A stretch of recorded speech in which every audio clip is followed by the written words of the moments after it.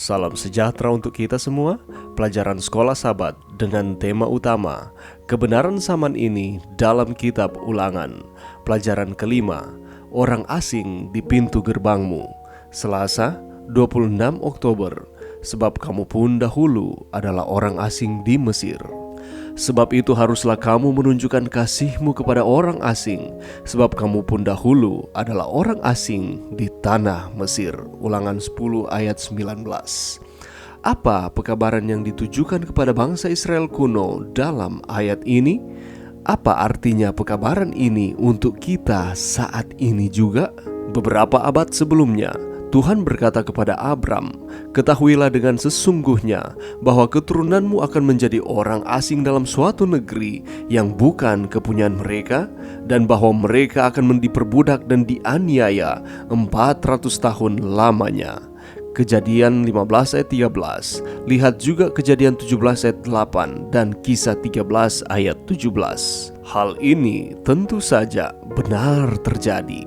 Dan pada pasal-pasal permulaan dari kitab Keluaran, cerita yang dramatis dari penebusan mereka, Keluaran 15 ayat 13, dan keselamatan mereka, Keluaran 14 ayat 13, dari Mesir telah dicatat bagi anak cucu menjadi gambaran, sebuah simbol, sebuah lambang dari penebusan dan keselamatan yang telah diberikan di dalam Yesus Kristus.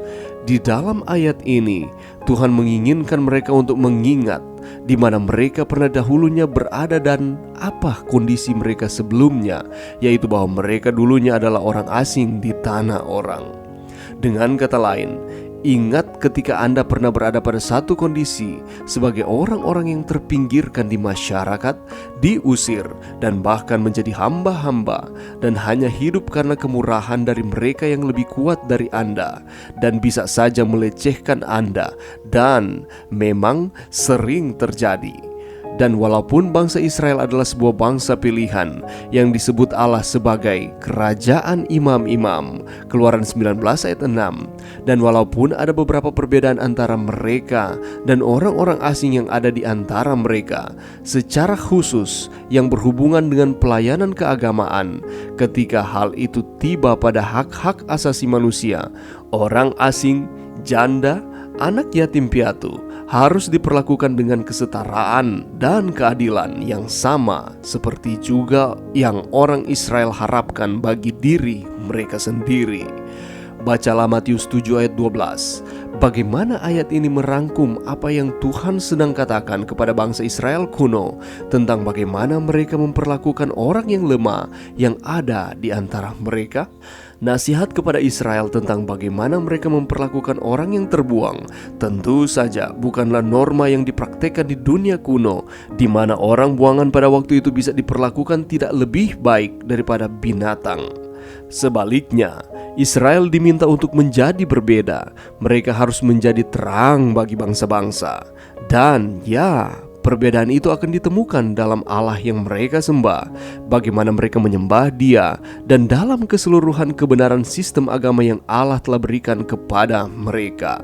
Dengan demikian, jenis perlakuan mereka terhadap orang-orang yang terpinggirkan bisa menjadi sebuah kesaksian yang kuat kepada dunia tentang kemahakuasaan dari Allah mereka, buah kesaksian dan juga iman mereka, di mana satu sisi merupakan inti dari keseluruhan keberadaan mereka, yaitu untuk menjadi saksi kepada dunia mengenai Allah mereka. Pelajaran yang bisa kita dapatkan pada saat ini, Musa dalam beberapa kesempatan selalu mengingatkan bangsa Israel bahwa mereka harus mengetahui ada peraturan hak manusia, ada juga peraturan menghadapi orang-orang yang tidak mampu, dan peraturan untuk mengasihi orang asing. Musa mengingatkan umat Israel pada waktu itu untuk tidak menindas, justru harus mengasihi orang asing karena mereka pernah merasakan bagaimana rasanya menjadi orang asing di Mesir.